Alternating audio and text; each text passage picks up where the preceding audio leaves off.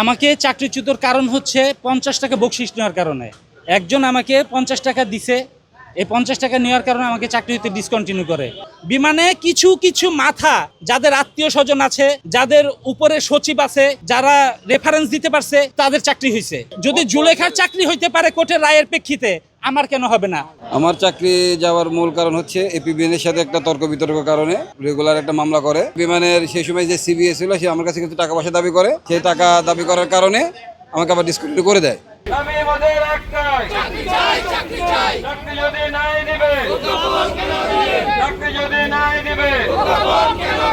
আমাকে চাকরিচ্যুতর কারণ হচ্ছে 50 টাকা বকশিশ নেওয়ার কারণে। একজন আমাকে 50 টাকা দিছে, এই 50 টাকা নেওয়ার কারণে আমাকে চাকরি হতে ডিসকন্টিনিউ করে। পরবর্তীতে এই যে জুলেখা নামে একটা মেয়ে, ওকে চাকরিতে আবার পুনরায় জয়েনিং দিছে। ওরও ম্যাজিস্ট্রেট ভ্রাম্যমাণ আদালত থেকে মামলা হয়েছে, 3000 টাকা অনাদায় 7 দিনের বিনাশ্রম কারাদণ্ড। আমারও সেম কেস, ও কোর্ট থেকে রায় নিয়ে আসছে, ম্যাজিস্ট্রেট কোর্ট থেকে, আমিও কোর্ট থেকে রায় নিয়ে আসছি। ওকে যদি চাকরি দিতে পারে, আমাকে কেন দিতে পারবে না? এটা কোন ধরনের বৈষম্যের ভিতরে আছি আমরা? আমাদের তো অ্যাপ্লিকেশন জমা আছে, তারা প্রজ্ঞাপনের মাধ্যমে আমাদেরকে ডাকছে, আমরা প্রজ্ঞাপনের আন্ডারে প্রজ্ঞাপনের মাধ্যমে অ্যাপ্লিকেশন করছি, আমরা স্বেচ্ছায় আসি নাই, ওনারাই আমাদেরকে ডাইকে আনছে। আপনাদের মধ্যে যারা বৈষম্য শিকার, ছোটোখাটো নানাবিধ কারণে চাকরিচ্যুত হয়েছেন, তাদেরকে সংস্কারের নামে পূর্ণ বহাল দিবে। আপনারা জানেন ভালো মতোই যে বিগত ফ্যাসিস্টের আমলে 5 আগস্টের পর থেকে সারা বাংলাদেশে একটা সংস্কারের যেই প্রচলন ঘটে গেছিল, বা বিভিন্ন জায়গায় যেভাবে চাকরিচ্যুত কর্মকর্তা কর্মচারীরা চাকরি ফেরত পাইছে, আমাদের বিমানে তা হয় নাই।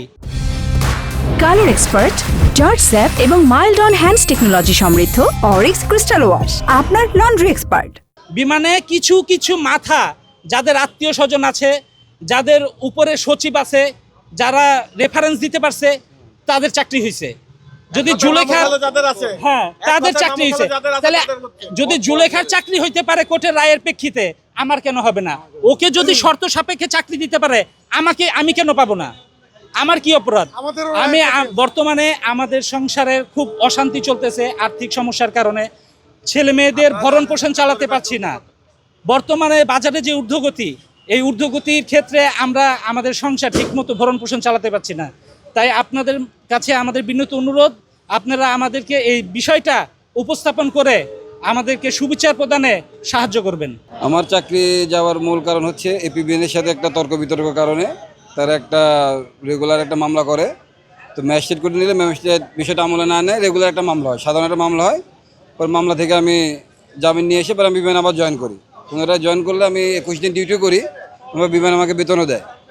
এর পরবর্তীতে বিমান পুনরায় আবার অভিযোগ করে, মানে বিমানের সেই সময় যে সিবিএস ছিল সে আমার কাছে কিছু টাকা পয়সা দাবি করে, সেই টাকা দাবি করার কারণে আমাকে আবার ডিসকন্টিনিউ করে দেয়।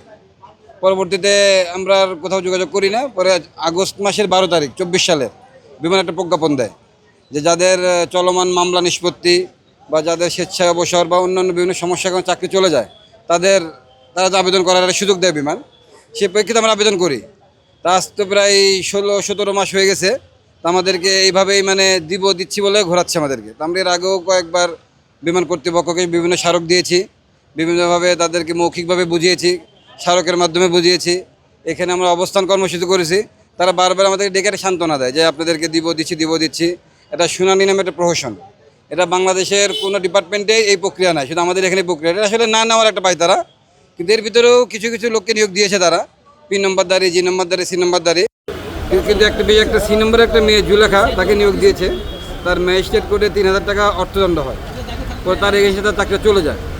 পরবর্তী সে হাইকোর্ট থেকে এটা এগেন্সে তার পক্ষে রায় নিয়ে আসে, ম্যানেজমেন্ট তাকে চাকরি দেয়।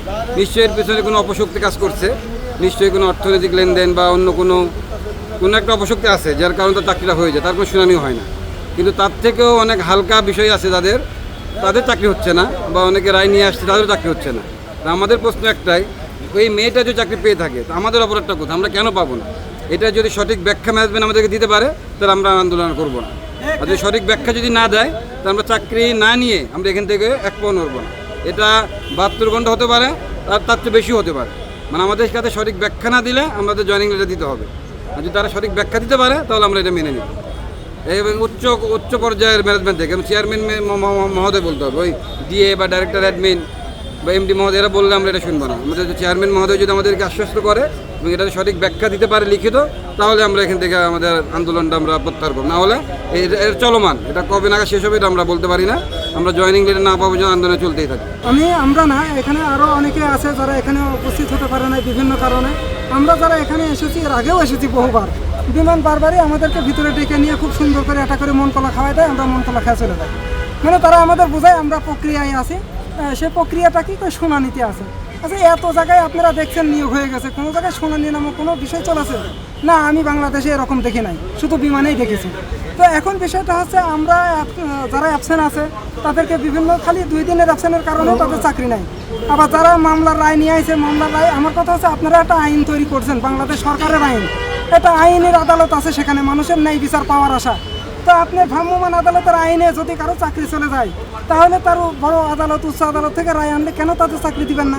চাকরি যদি নাই দিবেন, তাহলে খালি খালি এই আদালত কেন রাখছেন? এই আদালত তো তাহলে আর দরকার হয় না, মানুষের বিচার চাইতে যাবে না। তো সেই হিসেবে আমরা যারা এখানে দাঁড়াইছি, দেখেন একজন সি নাম্বার অলরেডি মামলায় রায় নিয়ে এসে জয়েন করে ফেলছে, বিমান তাদের জয়েন দিয়েছে। মানে অতি ভালোবাসা দেখায় জয়েন দিয়েছে। আমাদের কি ভালোবাসায় কমতি আছে কোনো জায়গায়? বিমানের প্রতি আমরা কম ভালোবাসা দেখাইছি এতদিন, কোথাও কম দেখাই নাই। কারণ বিমানের প্রতি ভালোবাসা আছে দ্বিধায় এখনও আমরা এরকম নীরব ভালোবাসা দেখা যাচ্ছি তাদের প্রতি। আপনাদের মাধ্যমে আমরা জানতে চাই যে আসলে তারা আমাদের আজকে নিয়োগপত্র দিলে আমরা এখান থেকে নিয়োগপত্র নিয়ে বাসায় ফিরবো। যদি না দেয়, যতদিন না দেয় ততদিন আমরা এখানে ইনশাল্লাহ বসে থাকবো।